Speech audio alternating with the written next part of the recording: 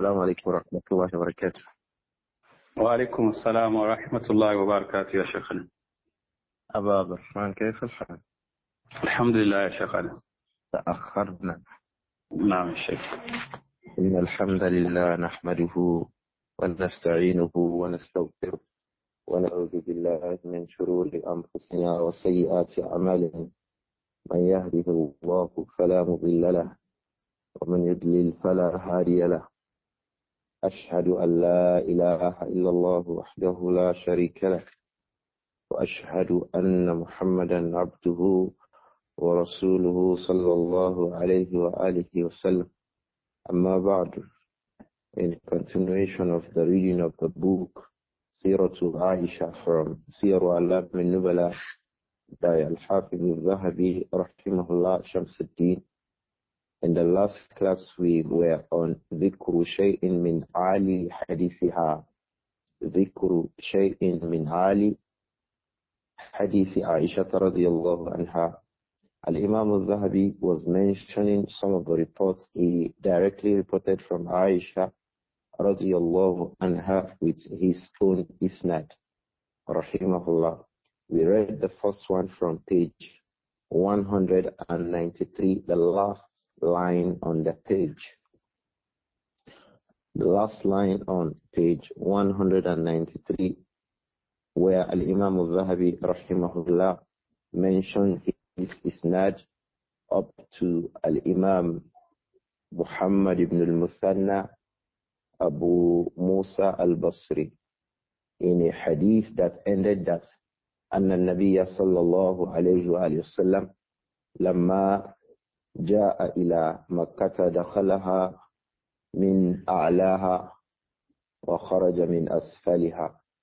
That when the Prophet sallallahu alayhi wa alihi wasallam came to Makkah, and we explained that that one happened في عام الفتح, in the year of the Fath over Makkah. This occurs in page 194 now. When the Prophet sallallahu alayhi wa sallam came to Makkah in the year of Al-Fath, he came in min a'laha, ja'a ila Makkata min ahla a'laha. The Prophet sallallahu alayhi wa sallam came from the upper regions of Makkah, and from other reports, as we said in the last class, the upper region of Makkah where he came in from is called what? Kada. And وَخَرَجَ مِنْ أَسْفَلِهَا, he came out of Makkah from the lower area, the lower regions of Makkah. He came in from the higher regions. He went in from the lower regions. The higher region in A'la Makkah, As-Saniyyatul Ulya in Makkah, when he came in, the name of the area is called Kada. And As-Saniyyatul Dunya, from where he went out of Makkah, it is called Kuda. These days it is referred to as Kudai. I have visited Kudai a number of times, and I spoke with some of the residents. They are usually glad to say that when the Prophet came for alayhi salatu salam al-Fath in the 7th year of Hijrah, and he was returning to Medina in the 7th year, he went out through Kuda, and he came in from Kada. He came in from Kada, he went out from Kuda. The point of reference is not about this hadith itself. It is that this hadith, as it occurs in Al-Bukhari and Muslim, Al-Imam Adh-Dhahabi rahimahullah, he has his own isnad of that hadith without mentioning Al-Bukhari, without mentioning Muslim. He has his own isnad of that hadith. And that isnad ended with the Shaykh of Al-Bukhari. The Shaykh of Al-Bukhari in this hadith is Muhammad ibn al-Muthanna. And the isnad of Al-Zahabi also ended up with Muhammad ibn al-Muthanna. So that it will be as if Al-Imam Al-Zahabi wafaq Al-Bukhari. He reported it from the Shaykh of Al-Bukhari. It will be as if Al-Imam Adh-Dhahabi reported it from the Shaykh of Bukhari. Do you understand? Bukhari, rahimahullah, reports it from Muhammad ibn al-Muthanna. The isnad of Dhahabi ended with Muhammad ibn al-Muthanna.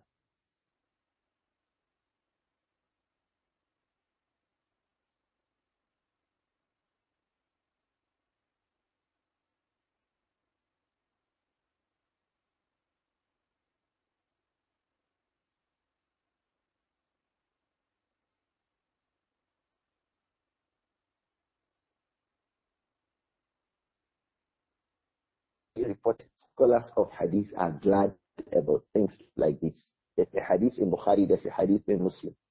They now also have a chain of their own teachers, from another of their teachers, from another of his own teacher, up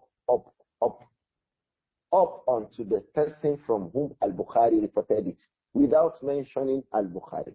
It would be as if Al-Dhahabi, the way Al-Bukhari reported it from Muhammad ibn al-Muthanna, Al-Dhahabi also reported it from Muhammad ibn al-Muthanna. Is this clear? This kind of a situation is called Al-Muwafaqah. That was the first hadith, and this occurs on page 194.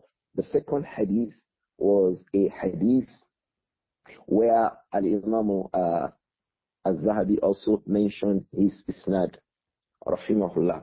That isnad, we are on page 194. It says, Akhbarana Abu al-Fadl, and it went on to come to Āishah, radiyallahu anha, that the Prophet Muhammad sallallahu alayhi wa sallam said that, Ya Āishatu, law shi'tu lasarat ma'i jibalu dhahab. If I had desired, if I had wanted, the mountains of gold will come along with me, alayhi salatu wasalam. Ja'ani malakum, an angel approached me. Inna hujizatahu la tusawi al-Ka'bah. And his hujza, the hujza is when we tie the loincloth, we have a place where we lock it up. It is called what? Hujza. The hujza of that angel who came to me was like the Kaaba. An angel came to me and his hujza was like that.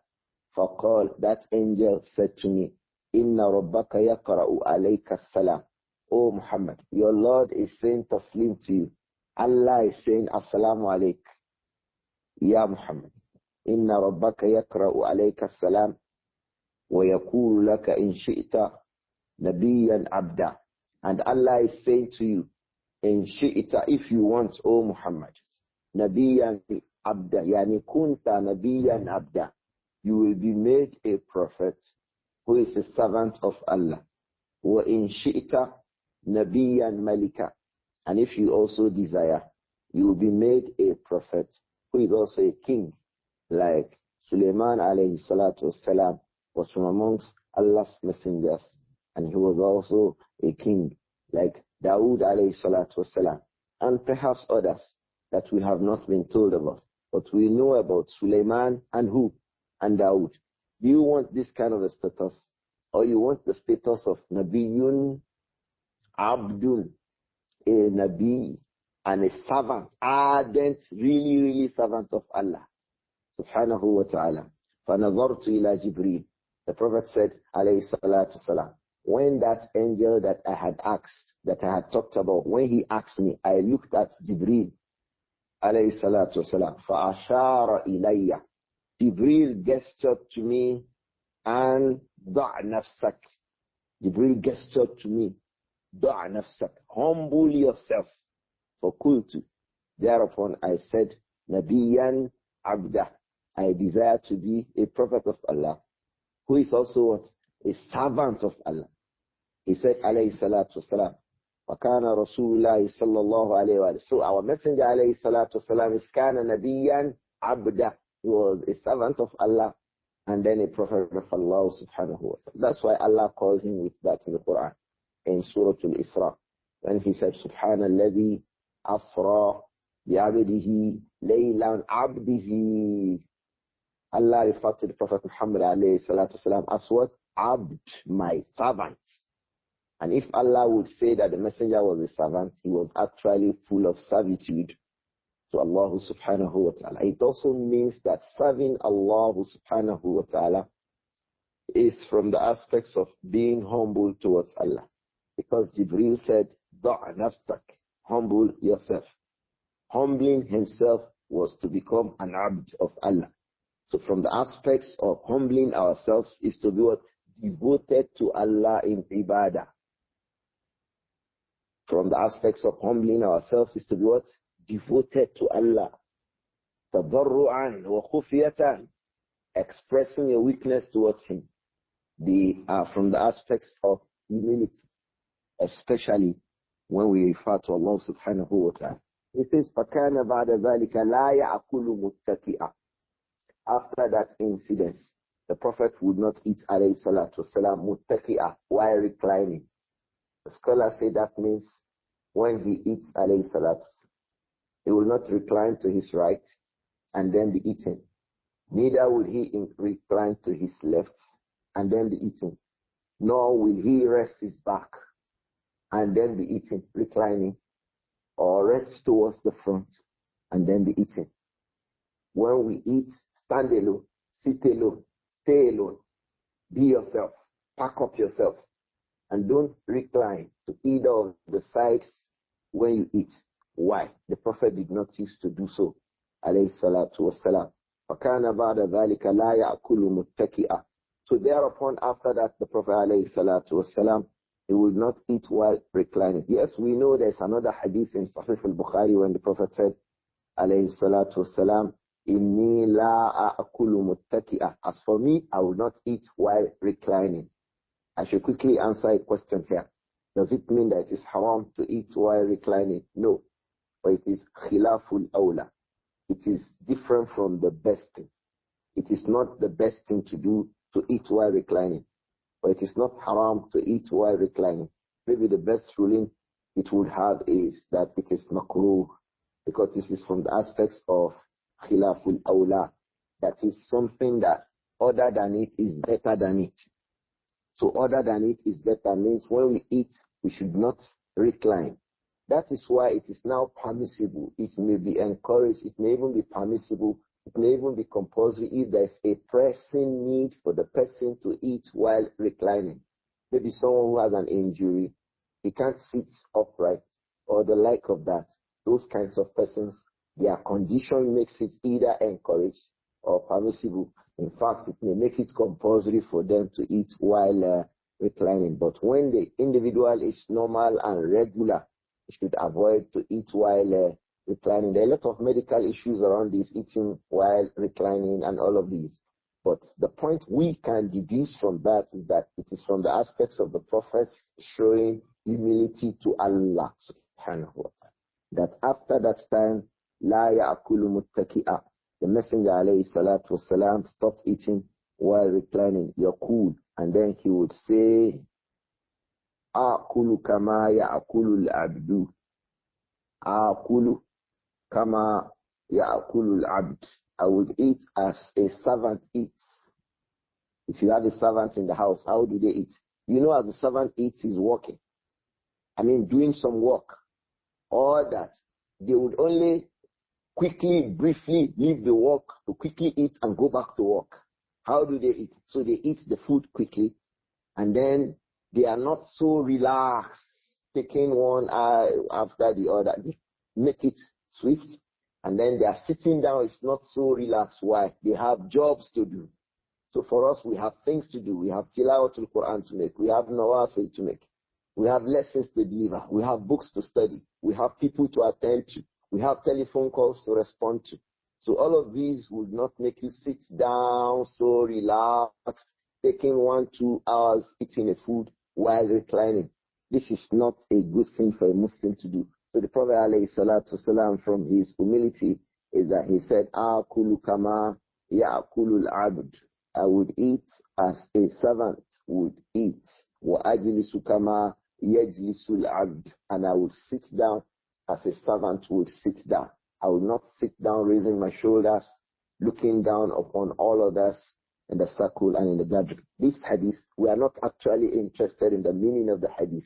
We are interested in the isnad, how it got to Imām Adh-Dhahabi, and it is from the hadith of Āishah. Like Adh-Dhahabi saying, this was what reached me from the knowledge of who? Āishah, radiyallahu anha. So Imām Adh-Dhahabi said, هذا حديث حسن غريب. This hadith is hasanun, it is sound, and it is gharib. It has only been reported by one person. Who is that? Abu Ma'shar Nujayh ibn Abdur-Rahman As-Sindi. He said, هذا حديث حسن غريب. It is from the hadith of, it is a hadith that is Hasan Gharib. It is sound, but it is low. Only one person reported the hadith. ولا يمكن أن يقع لنا حديث أم المؤمنين أقرب إسنادا من هذا. And this isnad that I have stated here, the hadith of Āishah cannot reach me with a better isnad. This is the best, this is the shortest isnad I can have between myself and who? And Āishah. Radiyallahu anha. She died 58 years after Hijrah. Imām Adh-Dhahabi died about 760 something. So she is talking about what was between him and Āishah over how many periods? 700 years. Radiyallahu anhum. The scholars of hadith they like things like that. The third thing that Imām Adh-Dhahabi has mentioned, we are on page 195 now, regarding knowledge between himself and Āishah. The isnad between himself and Āishah was what he said here on page 194 when he said, Rahimahullah, قرأت على Ibn Asakir.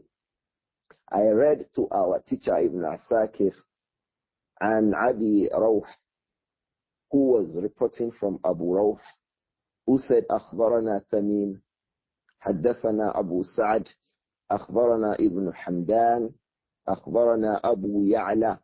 Abu Rawh reported it from Tamim, who reported from Abu Sa'ad, who then said, أخبرنا Ibn Hamdan, that Ibn Hamdan now said, أخبرنا Abu Ya'la. We know Al-Imam Abu Ya'la Al-Musili, Rahimahullah. Let us note Abu Ya'la in this isnad, because it will come back to him.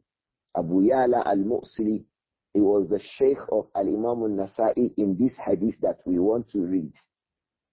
Abu Ya'la Al-Musili is the Shaykh of Al-Imam Al-Nasa'i in this isnad. So we'll come back to him, inshallah, at the end of the hadith.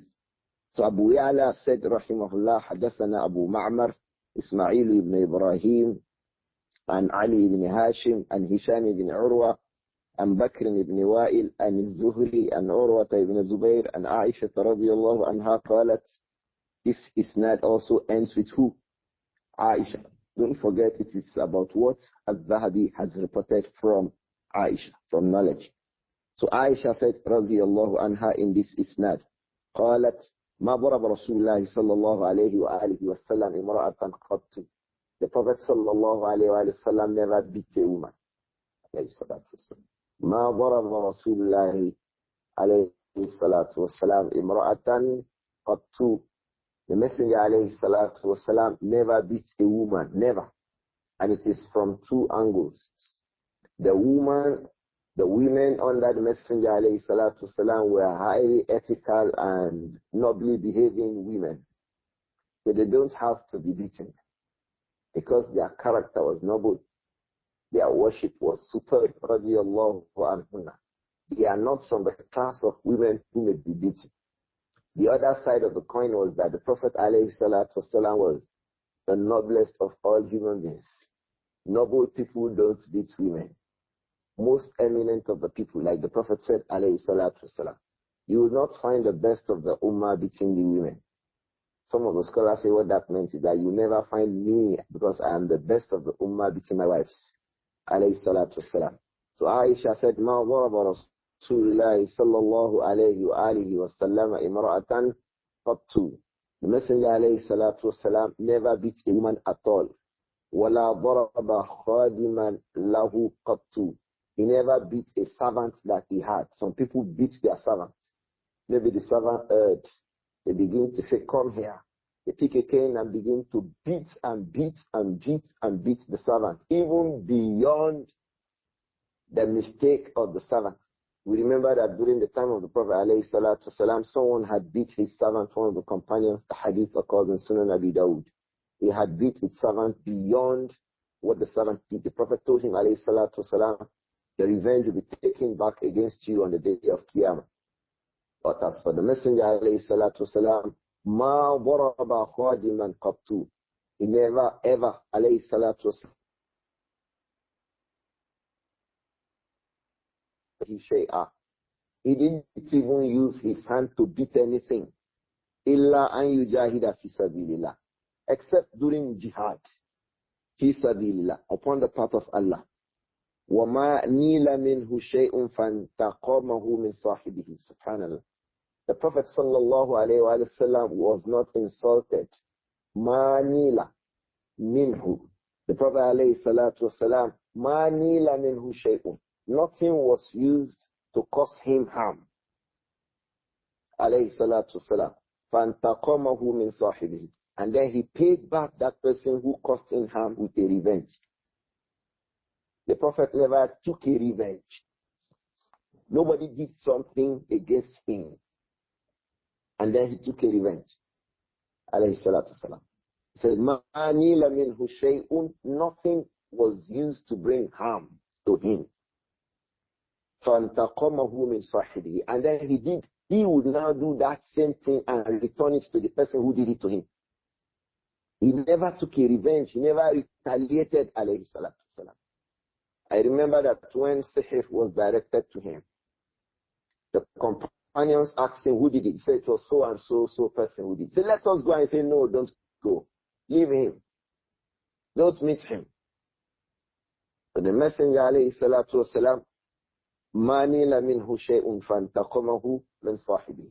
He was not directed an evil and then he repaid that evil with the like of it to the person who directed that evil to him. It means he was upon the best of the manners as described in the Quran. Because what the Quran said to us is that وَلَمَنْ انْتَصَرَ بَعْدَ ظُلْمِهِ فَأُولَٰئِكَ مَا عَلَيْهِ مِنْ سَبِيلٍ. مَنْ انْتَصَرَ بَعْدَ ظُلْمِهِ. Whoever was caused harm and then he returned what was caused to him. فَأُولَٰئِكَ مَا عَلَيْهِ مِنْ سَبِيلٍ. There is no need to blame him. We don't have a reason to blame him. Someone gave you a punch, you returned with the same kind of punch, in the same place, in the same extent and intensity. In Islam, there's no blame. The Quran said so. وَلَا مَنْ انْتَصَرَ. He sought to help himself. بَعْدَ ظُلْمِهِ. After zulm was done to him, don't blame him. The Quran says, فَأُولَٰئِكَ مَا عَلَيْهِمْ مِنْ سَبِيلٍ. There is no reason, you don't have a reason to blame that kind of a person who took a retaliation. But the Quran also said to us in the same area regarding those people who overlook. وَمَنْ عَفَا وَأَصْلَحَ فَأَجْرُهُ عَلَى اللَّهِ. The Quran says, مَنْ عَفَا. As for the one who overlook hurt directed to him, وَأَصْلَحَ. And even did well, trying to find reconciliation. فَأَجْرُهُ عَلَى اللَّهِ. Allah alone knows how he will reward that person. So two things. Taking a revenge, just exactly as it was done to you. This one is halal, lawful. But that you overlook, afa, you overlook, wa aslaha. In fact, instead of causing harm to that person, you did something good to the person who did harm to you. فَأَجْرُهُ عَلَى اللَّهِ. For what you have done, Allah alone can reward you. So the Prophet was upon this second one, sallallahu alayhi wa sallam. He said, مَا نِيلَ مِنْهُ. She said, مَا نِيلَ مِنْهُ شَيْءٌ فَانْتَقَمَهُ مِنْ صَاحِبِهِ. The Prophet was not caused harm. And then he directed intiqam, retaliation, revenge, min sahibihi, to the person who had directed him that harm. إِلَّا أَن تُنْتَحَقَ مَحَارِمُ اللَّهِ. Except one when the limits of Allah are exceeded. When someone violates Allah's limits, فَيَنْتَقِمُ. In that case, the Prophet sallallahu alayhi wa sallam would take the appropriate punishment. As for him, something done to him, directed to him. If you direct evil to him, alayhi salatu wasalam, he will not pay back. But if it were that the limits of Allah were violated, he would protect the limit. Like someone commits the zina, the Prophet says, stone him to death. Someone stole something, cut his hand if it reaches the nisab. Someone commits zina, flog him 100 strokes. And the like of that. These are maharimullah, the limits of Allah. So if anybody crossed it, the Prophet sallallahu alaihi wasallam took the appropriate punishment for it. Someone owed somebody money, the Prophet said, pay back the money. So those ones, there are no, but in terms of directing harm to him, like someone insulting you, like someone abusing you, like someone maligning you, like someone backbiting you, it has to do with you. Man taqama alayhi salatu wassalam min sahibi al-adha. The Messenger alayhi salatu wassalam did not take a revenge from the person who had directed that hurt to him. Like we said again, the point here is not with this hadith. The point here is with how it got to Imām Adh-Dhahabi from who? From Āishah radiyallahu anha. So on page 196, Imām Adh-Dhahabi said, أخرجه النسائي. This hadith that I just told you about. Imām Al-Nasa'i also reported it. He reported it in As-Sunan Al-Kubra. Imām Al-Nasa'i reported it in As-Sunan Al-Kubra, and Ahmad ibn Ali Al-Qadi, he reported it from Ahmad ibn Ali Al-Qadi, and Abi Ma'mar, from Abu Ma'mar. So Al-Imam Al-Zahabi said, فَوَقَعَ لَنَا بَدَلًا عَالِيًا. So it came to Al-Imam Al-Zahabi badalan, like a replacement. What is the replacement? Al-Imam Al-Zahabi reported this hadith from Ahmad ibn Ali Al-Qadi. Ahmad ibn Ali Al-Qadi. He was the one from whom Al-Imam Adh-Dhahabi rahimahullah reported that hadith. And he reported it from Abu Ma'mar. Now, when Al-Imam Adh-Dhahabi reported it, he reported it from Abu Ya'la al-Musili, who was reporting from Abu Ma'mar. So it's as if Al-Imam Adh-Dhahabi came to report that same hadith from the Shaykh of Al-Imam Al-Nasa'i. Al-Nasa'i reported from Ahmad ibn Ali from Abu Ma'mar. Dhahabi's isnad came to Abu Ya'la and Abi Ma'mar. So the two of them ended with Abu Ma'mar. But Al-Dhahabi did not come through the route of Al-Nasa'i. Before he got to the Shaykh of Al-Imam Al-Nasa'i. This kind of a thing is referred to as what? Adal. As if Al-Imam Al-Dhahabi came in the position of Al-Imam Al-Nasa'i. Nasa'i reported it from Ahmad from Abu Ma'mar. Dhahabi reported its isnad ended with Abu Ya'la from Abu Ma'mar. So you can see as if Dhahabi and Al-Nasa'i are on the same level when you look at that isnad from Al-Imam Al-Dhahabi. So this is what Al-Imam Al-Dhahabi sought to make us understand in this. Also on page 196 it says, in the second paragraph, Yahya ibn Sa'id al-Qattan, and this is the story that I had thought that I will narrate to us interestingly, inshallah. The story of the relationship of Āishah with a jinn who came to her. She killed the jinn, radiyallahu anha. A jinn was coming to Āishah. She killed the jinn, radiyallahu anha. That is not for that report. It says that Yahya ibn Sa'id al-Qattan, that is Al-Imam Abu Sa'id al-Basri, Yahya ibn Sa'id, well known. He said, حدثنا أبو يونس حاتم ibn Abi Saghira. Abu Yunus Hatim ibn Abi Saghira is the Shaykh of Yahya ibn Sa'id al-Qattan in this isnad. So he is reporting from Ibn Abi Mulaika. Al-Imam Abdullah ibn Ubaydillah ibn Abi Mulaika is the one who reported this isnad from Āishah bint Talha. We remember Talha ibn Ubaydillah, from those 10 persons the Prophet guaranteed Al-Jannah. Talha ibn Man, ibn Ubaydillah. Talha ibn Ubaydillah married Kulthum, the younger sister of Āishah. Talha ibn Ubaydillah married Kulthum, who is the younger sister of Āishah. That Kulthum was born when Abu Bakr as-Siddiq died. She was in pregnancy when Abu Bakr died. So when Abu Bakr died, she was born. She was 8 years old around the Khilafah of Umar ibn al-Khattab. That's Kulthum, the daughter of Abu Bakr as-Siddiq, to Talha ibn Ubaydillah. When they gave birth to a child, that child was named Āishah. So she is Āishah bintu Talha ibn Ubaydillah. She also lives with our mother Āishah.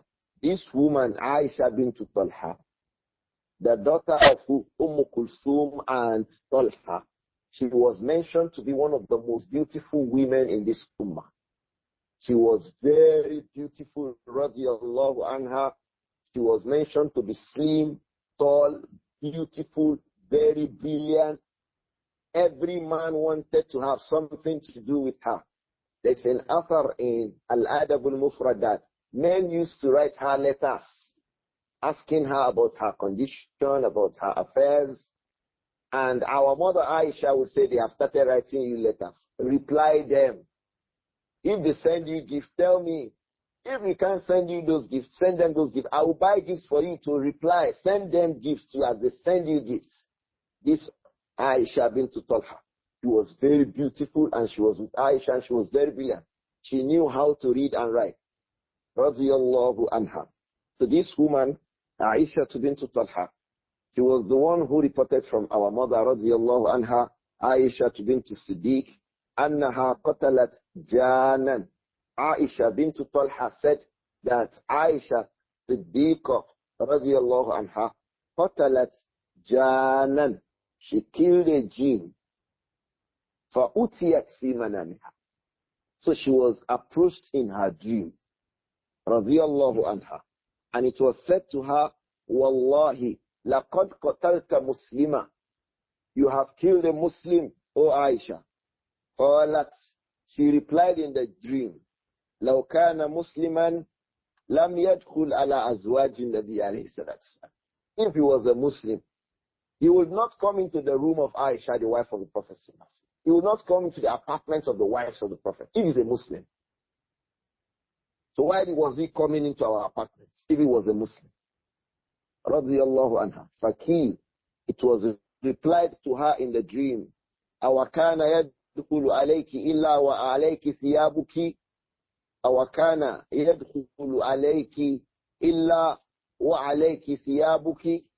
Was that woman coming to you in your apartment except that you were wearing your clothes, you were fully dressed in your jalabib? He wasn't coming when you were free. We will see that in the report that follows. ما تدخل عليك إلا وعليك ثيابك. That jinn was not coming. If she was told that, this is about her dream now. She killed the jinn in real life, and in the dream she was being talked to. Wallahi laqad qatalti muslima. You have killed a Muslim. She said, لو كان مسلما لم يدخل على أزواج النبي. If he was a Muslim, he would not enter into the rooms of the wives of the Prophet. So that person who was talking to her said, oh, أَوَكَانَ يَدْخُلُ عَلَيْكِ إِلَّا وَعَلَيْكِ ثِيَابُكِ. Was he coming to you except that you were fully dressed properly? So radiyallahu anha, فَأَصْبَحَتْ فَزِعَةً. فَأَصْبَحَتْ فَزْعَةً. So she woke up trembling. She was scared. Oh, even when he came to you, you were dressed. So why did you kill that person? He was worried, radiyallahu anha. فأمرت بإثني عشر ألف درهم. أمرت بإثني ألف عشر درهم. She was commanded to give 12,000 silver coins. فجعلتها في سبيل الله. So she made it as a sadaqah in the cause of Allah subhanahu wa ta'ala. 12,000 silver coins. Here it said, Umirat. She was commanded to do so. The question is, who told her to do that? We will see that in the next isnad. Afif ibn Salim, rahimahullah, said, An Abdullah ibn al-Mu'ammal, An Abdullah ibn Abi Mulaika, An Āishah bint Talha, qalat, it has come with another isnad. Abdullah ibn Mulaika, in the last isnad, reported from Āishah. And Hatim ibn Abi Saghira reported from him. In this isnad, Ibn Abi Mulaika, yes, reported from Āishah bint Talha, but Abdullah ibn al-Mu'ammal was the one who was reporting from Ibn Abi Mulaika. So the isnad, there's a difference. In the first one, it was Hatim ibn Abi Saghira from Ibn Abi Mulaika. From the second one, it is Abdullah ibn al-Mu'ammal from Ibn Abi Mulaika. Radiyallahu anhum ajma'in. So in this report, it said that Āishah said, Kana janun yattali'u ala Āishah. A jinn used to come and see Āishah. A jinn used to approach Āishah. فَحَرَّجَتْ عَلَيْهِ مَرَّةً. On one occasion, حَرَّجَتْ عَلَيْهِ. She went out warning the jinn. Be careful. If I see you here again, I will deal with you. حَرَّجَتْ عَلَيْهِ. She went out threatening it. Ikhwa, about 3 weeks ago, I was in a gathering where a brother was making ruqyah for an 8-year-old boy. And the condition of that boy is one that I have never seen in my life. All through us, we made ruqyah with people in at least over 25 years. I have never seen the kind of the affliction of that boy. So on the second or the third time when we were visiting the boy, I invited a brother to come with us. So that brother, during the ruqyah, and the jinn began to say some things, the brother was telling the jinn that I will kill you, go away. I will kill you, go away. When we finished, I asked him, why were you saying to a jinn that you will kill it? He didn't know what to tell me. But I'm sure he would have learned it like that, because this brother learned how to make ruqyah from his teachers. I know his teacher who taught him how to make ruqyah. So the brother was threatening the jinn that I will kill you. If you don't go out, I will kill you. So I asked him, is there a proof to threaten a jinn that you will kill it? Is there lawful proof? The brother did not say any word. I'm sure he was being humble. This hadith of Āishah is a proof that if we recognize a jinn, or during ruqyah, a jinn began to speak, we can threaten them that we will hurt them, or that we may even kill them. This statement, فَحَرَّجَتْ عَلَيْهِ مَرَّةً بَعْدَ مَرَّةٍ, that Āishah radiyallahu anha حَرَّجَتْ عَلَى الْجِنِّ. She was threatening the jinn, I will kill you, go away. Threatening the jinn is evidence that the jinns may be threatened. This is evidence that the jinn may be threatened. That if you don't go away, I will deal with you, I will kill you, I will do this. I think that the brother, if he's listening to me, he will take evidence from this. And likewise, the family of that young boy upon whom we had the ruqyah. The boy is healthy now. May Allah increase him in sound health and not make this evil come back to that innocent young boy and the rest of our own children. So in the story it said, كَانَ جَانٌ يَطَّلِعُ عَلَى عَائِشَةَ فَحَرَّجَتْ عَلَيْهِ مَرَّةً بَعْدَ مَرَّةٍ. So from time to time, حَرَّجَتْ عَائِشَةُ عَلَيْهِ. Āishah was threatening that jinn, pursuing it, threatening it, I will deal with you, I will deal with you. There's a point of reference to gain here. There is no need for a Muslim, a person of Iman, to be afraid of the jinns. Many of our sisters are scared. People who, when even a lizard passes by them, they run away shouting. Are they the ones who will threaten a jinn? Many sisters are. And what causes this is da'ful Iman. When Iman is da'if with the people, you find them being scared of everything. Even a cobweb, even a small butterfly. Butterflies don't harm, generally speaking. You see a woman having butterfly flying around, and she starts closing her eyes. So we should not be lily-livered. We should be strong. This is what we learned from Āishah radiyallahu anha.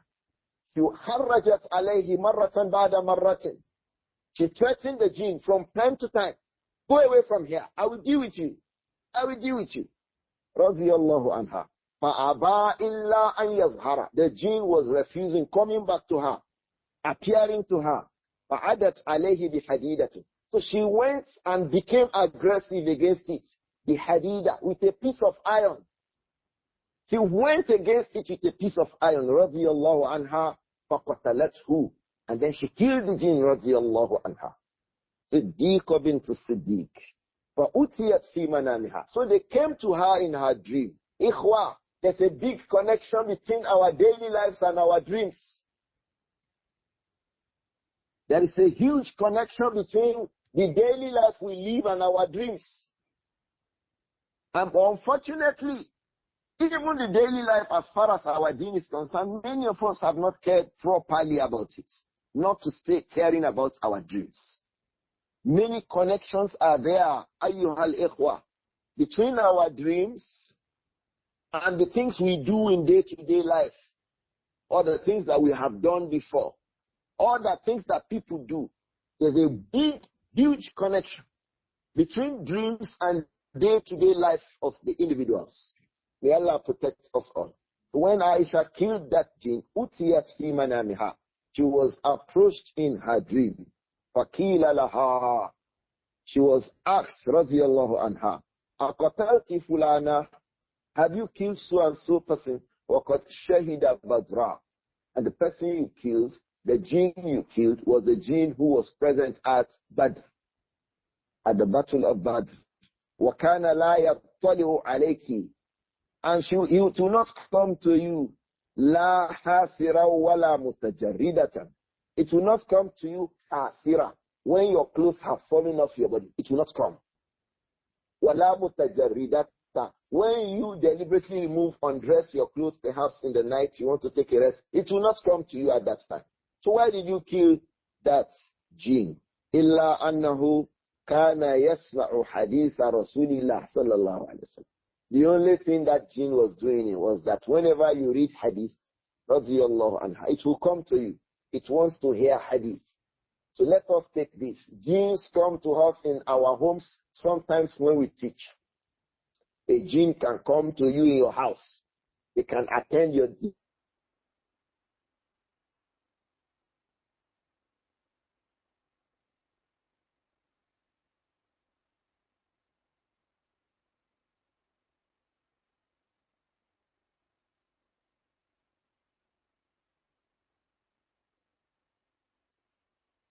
So one evidence of such dealings with the jinn is this from the hadith. Evidence of our dealings with the jinns is that they can come to us, they can approach us, they can attend gatherings with us. In fact, I have that experience that sometimes when we have gatherings, halaqat, you look at some people and you begin to say, who is this person? Who is this? So that jinn, كان يسمع حديث رسول الله عليه الصلاة والسلام. It used to come to listen to a hadith from Āishah radiyallahu anha. This was what the discussion Āishah had in the dream. He appeared to her in the dream after she killed the jinn. Hey, you have killed a Muslim. Say, which Muslim did I kill? If it were a Muslim, why was it coming to the apartment of the wives of the Prophet? No, it was not coming to the apartments except that you were properly dressed. All that it came to do was to come to do what? Listen to hadith. وَأَخَذَهَا مَا تَقَدَّمَ وَمَا تَأَخَّرَ. So she became consumed in what had happened. She became scared. She became worried. رضي الله عنها. فَذَكَرَتْ ذَلِكَ لِأَبِيهَا. She mentioned that to her father. In the first report, it was not told to us that it was her father that she narrated the dream to. But in this report, it was clarified that ذكرت ذلك لأبيها. Āishah radiyallahu anha mentioned that to her father alayhi salatu wasalam. فقال, then Abu Bakr as-Siddiq said radiyallahu anhu, تصدقي بإثني عشر ألف دية. تصدقي. Siddiq radiyallahu anhu commanded her and said, go and give sadaqah with what? 12,000 silver coins, diyatan, by way of saying to compensate for the person that you have killed, for the jinn that you have killed. Go and give 12,000 dirhams, 12,000 silver coins in sadaqah. So this is evidence that if that kind of a thing happens, you kill a jinn, it mistakenly becomes a Muslim coming to complain, perhaps in your dream, or that the relatives come to meet you in your dream, the relatives of that jinn meet you in your dream. You can give that out in sadaqah, because some of the people will be asking, how do we give a jinn? How do we give that kind of a money to a jinn? Give it out in sadaqah, inshallah. Allah will make it rich to them. This was the fiqh of Abu Bakr al-Siddiq. The fiqh of Abu Bakr al-Siddiq, radiyallahu anhu. And in fact, this athar has a lot of athar. Even Āishah bint Talha used to have such dreams. Āishah bint Talha, she was also known for a dream like that.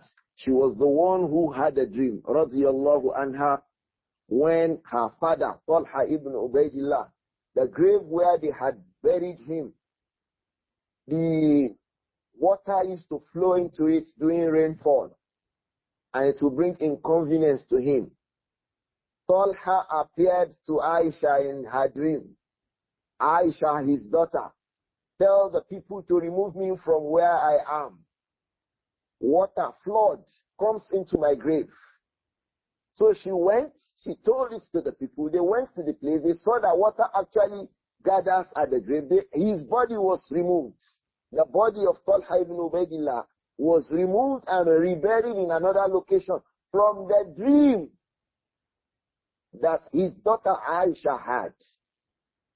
So there's a big connection between things that happen to us in daily life and the things that we see in our dreams. We move to page 197. And Imām Adh-Dhahabi was commenting about these stories. He says, Rawahu Abdullah ibn Ahmad and Afif. Abdullah ibn Ahmad ibn Hanbal, the son of Al-Imam Ahmad ibn Hanbal, reported it from Afif. This Afif is Afif ibn Salim, wa huwa thiqatun. And Afif is a reliable reporter of hadith. Wabn al-Mu'ammal, as for Abdullah ibn al-Mu'ammal that we mentioned in the isnad of the last narration, fihi da'fun, he had some weakness with him.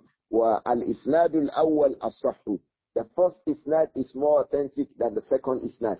That is the isnad of Yahya ibn Sa'id al-Qattan with Abu Yunus Hatim ibn Abi Saghira from Ibn Abi Mulaika. That isnad as-sahhu wal isnadul awwal as-sahhu. The first isnad is more authentic. Imām Adh-Dhahabi said, rahimahullah, وَمَا أَعْلَمُ أَحْدًا الْيَوْمِ يَقُولُ بِوُجُوبِ دِيَةٍ فِي مِثْلِ هَذا. And I do not know anyone amongst the scholars who says that if this kind of a thing happens, you have to pay diyah. I have not heard anybody saying that if this kind of a thing happens, you have to pay diyah. This is a statement of Al-Imām Adh-Dhahabi, rahimahullah. Let us quickly also go to another report on page 197 from the things we are a few pages away from the end of the readings regarding Āishah. In it, Al-Imām Adh-Dhahabi said, rahimahullah, قال أبو إسحاق عن مصعب بن سعد قال فرض عمر لأمهات المؤمنين 10,000 وزاد عائشة 2,000 وقال إنها حبيبة رسول الله صلى الله عليه وسلم. Another report regarding Āishah was from Abu Ishaq, who reported from Mus'ab ibn Sa'd, who said that Umar radiyallahu anhu farada, he deliberately set out, he set aside 10,000 silver coins for the wives of the Prophet sallallahu alaihi wasallam. Each of them 10,000 silver coins. Each of them 10,000 silver coins. Wazada Āishah 2,000. But as for Āishah, Umar added 2 more. Why? He said, Innaha Habibatu Rasulillah sallallahu alayhi wa sallam. Because Āishah is the most beloved of the Prophet. So he gave others 10, 10, 10, 10. He gave Āishah 12. It's not regarding this. We had studied this in the previous class. In the next report, it says, An al-Sha'bi, Anna Āishah radiyallahu anha qalat, رويت للبيد نحو من 1000 بيت. الله. Al-Imam Amir ibn Sharahil al-Sha'bi, rahimahullah, from amongst the Tabi'un, he said, Anna Āishah qalat. He said that Āishah radiyallahu anha said, رويت للبيد نحو من 1000 بيت. نحوا من 1000 بيت. I have reported, I have memorized from Labid. We know Labid ibn Rabi'ah. He was a well-known poet from amongst the poets in the days of Jahiliyyah. Fortunately, he met Islam and he accepted Islam. He was in Jahiliyyah, he met Islam, he accepted Islam. He was from the companions of the Prophet Labid, Ibn Rabi'ah, Abu Aki, radiyallahu anhu. But he was a poet. He said poetry during Jahiliyyah. He said poetry during Islam. Even though his poems during Islam were few, most of the rest of them, he paid attention to the Quran. Radiyallahu anhu. But this poem, this Labid, radiyallahu anhu, Āishah said, I took from his poems 1,000 stanzas. Alfiyah. 1,000 stanzas. Radiyallahu anha. وَكَانَ الشَّعْبِيُّ يَذْكُرُهَا. And Imām Adh-Dhahabi used to say these poems that Āishah was reporting from Labid. Āishah used to read the poems that Labid used to read. Āishah would read up to 1,000 verses. Amir al-Sha'bi heard from Āishah. He took it and he too was reading it. فَيَتَعَجَّبُ مِنْ فِقْهِهَا وَعِلْمِهَا. So Amir al-Sha'bi would be praising the fiqh of Āishah, the deep understanding of Āishah, وَمِنْ فِقْهِهَا وَعِلْمِهَا, and the vastness of the knowledge of Āishah. ثُمَّ يَقُولُ. And then Amir al-Sha'bi will say, talking about Āishah, he will say, مَا ظَنُّكُمْ بِأَدَبِ النُّبُوَّةِ مَا ظَنُّكُمْ بِأَدَبِ النُّبُوَّةِ. How do you think someone who was trained under the manners that came along with revelation? Āishah was under who? The Prophet ﷺ. So as Āishah was tutored, she was tutored with what? With the prophethood. What do you say about a woman who was tutored with the manners of prophethood? Radiyallahu anha. This was the praise of Al-Imam Amir ibn Sharahil al-Sha'bi for our mother, Siddiqatu bintu Siddiq al-Mubarakatu radiyallahu anha. I think that we should stop here so that we have the opportunity to take some number of questions, especially because of the narration we had given about Aisha's attacking the jinn and killing the jinn and the like of that. There are a lot of points of benefit in that narration of Āishah radiyallahu anha, both Āishah bintu Talha and Āishah bintu Abi Bakr as-Siddiq. If we have a few questions, inshallah, from these classes, we can take them, inshallah. Salawatullahi alaykum ya Shaykhana. Ameen wa iyyakum Abu Abdurrahman. First question here says, Assalamu alaikum wa rahmatullahi wa barakatuh. Sheikh, I most times have some dreams that we have. The question says, it reads, I most times had some dreams that will happen, if not exactly how I had them. I sometimes have the feeling of being not an ordinary, but I know is the thought of shaitan. What can I do to assist my situation? Jazakumullah khair. I mean, one of the things you do to assist your situations when your dreams always come true, it doesn't mean that you are an extraordinary person. You have just been given the gift of dreams, just like Allah gave Yusuf alayhi salatu wasalam the gift of dreams. And the gift of dreams comes in two levels. One level is that your dreams will be coming true. That is one gift of dreams. The other gift of dreams is your ability to understand the dreams that people have. There are two different gifts. Some people, their dreams come true, but they don't know the meaning. Some people, their dreams come true, and they know no meanings of dreams. When you ask them about dreams, they tell you the meanings. For Yusuf alayhi salatu wasalam, he has the two. He was blessed with dreams that come true, Yusuf alayhi salatu wasalam. And then Allah also blessed him with ilmu ta'wili al-ahadith, the knowledge of the explanation and interpretation of dreams. So you might have been given one of these or the two of them. It does not mean that the individual is extraordinary. You remember that a king during the time of Yusuf also had a dream, and that king was a kafir. That king Al-Malik that time had a dream, and he was a kafir. The two Sahiba Yusuf who were with him in the Sijin, they also had dreams. And they were, at the time they had the dreams, they were non-Muslims. So dreams coming true is a gift for everybody.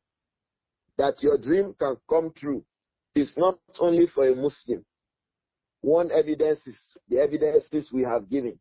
The Kafir king in the time of Yusuf had a dream, and that dream came true.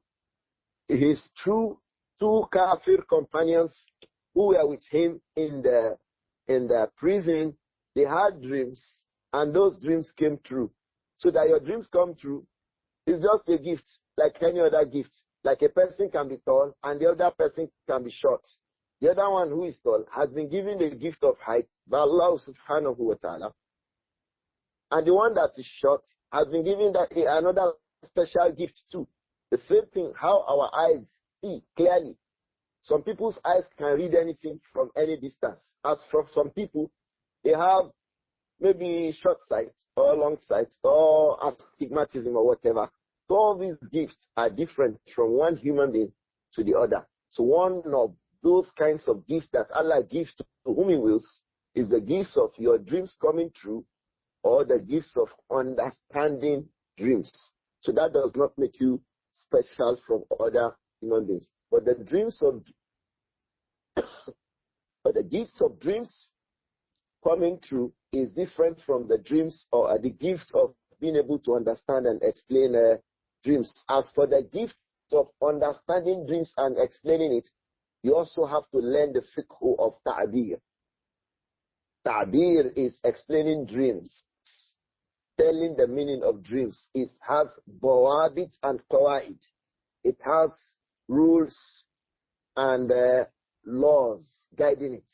So you have to add that to the natural gifts of understanding dreams. I hope that it is clear regarding that, inshallah. Is that clear? Now, yeah, Sheikh Adam. Now, it's clear. Another question reads, for the deceased who missed some salawat before his death due to severe illness and could not repay them, is it permissible for another person to pray the missed salah on his behalf after his demise?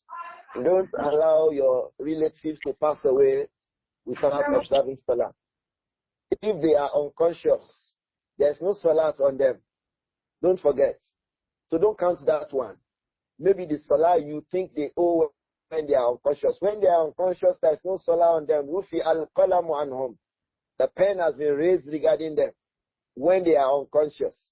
But if they were conscious but were weak, help them at the times of salah to guide them to be able to say salah. I have seen such a situation before, and it is very possible.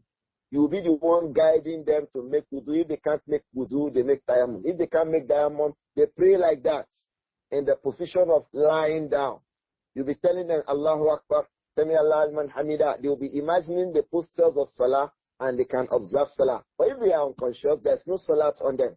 So now take it that they were conscious, they were unable to observe salah alone without guidance, but no one came to help them, guide them to observe that salah. That is when this question will be a valid question. In that kind of a circumstance, I don't know a proof that says we should pay back salat for them. We know the proof that we should pay back Ramadans. But the proofs of salah, I don't know. So perhaps we'll put it in view. If we have an answer, we will tell us, inshallah. Should we pay back missed salah for a person who dies? We'll come back to it, inshallah, perhaps in subsequent classes. Allahu Alam. Assalamu alaikum, ya Shaykh. Ameen. This one reads, I'm slightly confused about how Imām Adh-Dhahabi will report from the sheikhs of Imām Bukhari and Nasai when he came long after them. If you had listened to this class properly, you would not have been confused. If you had listened properly, you would not be confused. If you have a book in front of you reading, you will not be confused.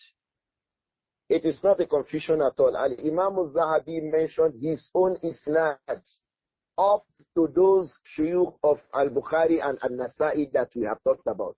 It was not just citing the Shaykh of Bukhari. He was not just citing the Shaykh of An-Nasa'i. He has an isnad between him and those shuyukh that we read in the class. We read it, and it was on the screen. So it shouldn't bring a confusion, Akhi. What's your name? Abu Abdullah. Barakallahu fikum. Go back to the book. It's not confusing at all. Now. Jazakumullah khairan, ya Shaykh. I mean,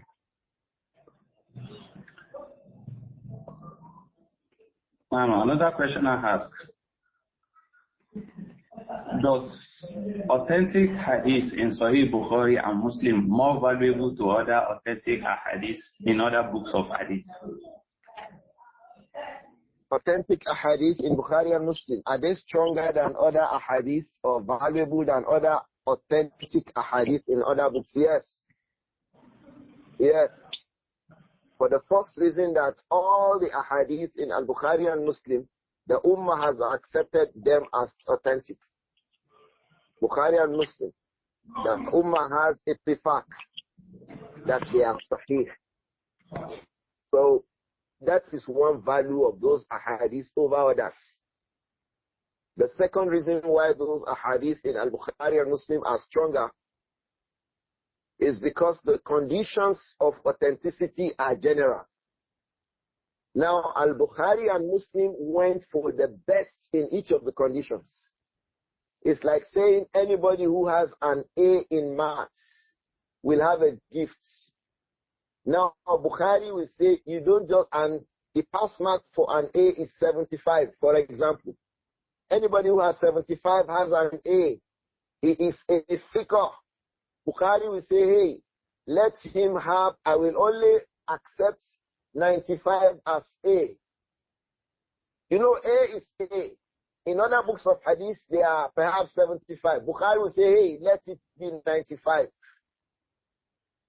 If I don't find 95, I can accept 90. If I don't have 90, I can join between 90 and 70 for one single hadith.